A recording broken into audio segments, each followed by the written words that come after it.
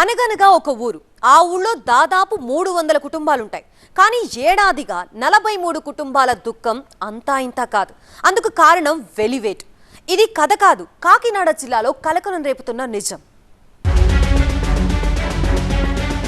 ఊరన్నాక గొడవలుంటాయి, వివాదాలను పరిష్కరించేందుకు ఎన్నో మార్గాలు కూడా ఉంటాయి.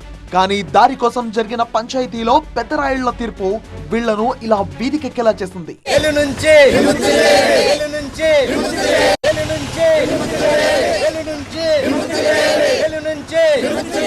43 కుటుంబాలను దూరం పెట్టారండి. మా అబ్బాయి పెళ్లి ఆఫ్ చేసేసారండి.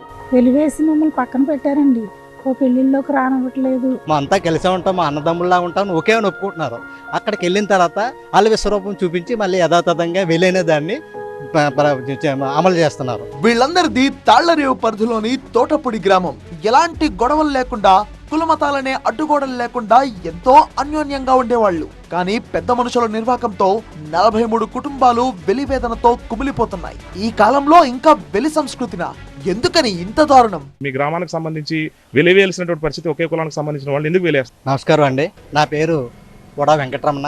మా గ్రామంలో ఒక స్థల వివాదం, ఒక దారి వివాదం గురించి మమ్మల్ని వెలివేసి గ్రామ పెద్దలు ఒక వ్యక్తికి మేము స్థలం ఇవ్వట్లేదు, దారి ఇవ్వట్లేదు, కుటుంబాలు 43 కుటుంబాలను వెలివేసి మమ్మల్ని తీవ్ర ఇబ్బందులకు గురి చేస్తున్నారండి. మా గ్రామస్తులు ఇబ్బందులు చేసి మమ్మల్ని దూరం పెడుతున్నారు.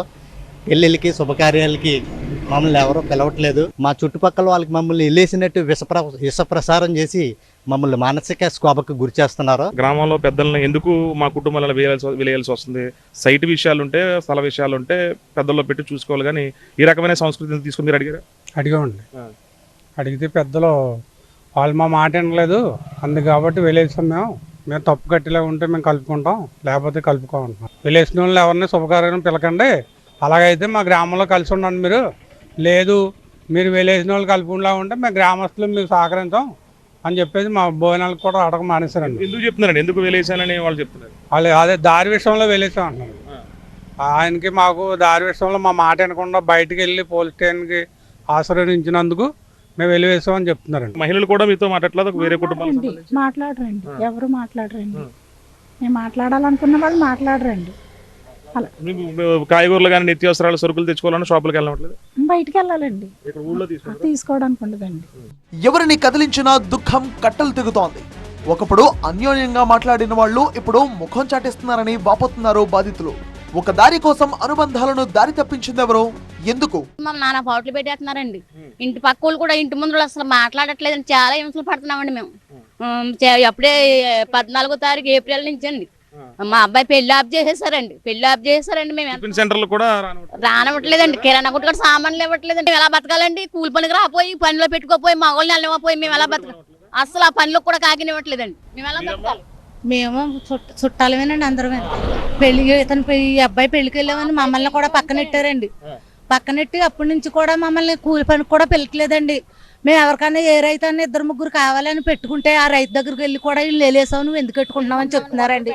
ఊళ్ళో ఇద్దరు వ్యక్తుల మధ్య పొలం పంచాయతీ పరిస్థితిని ఇంత దూరం తీసుకొచ్చింది. గ్రామ పెద్దలు కబ్జాదారులకు వత్తాసు పలికారు. తప్పని నిలదీసిన ఓ వ్యక్తి గ్రామంలో జరిగిన అన్యాయాన్ని పోలీసుల దృష్టికి తీసుకువెళ్లారు.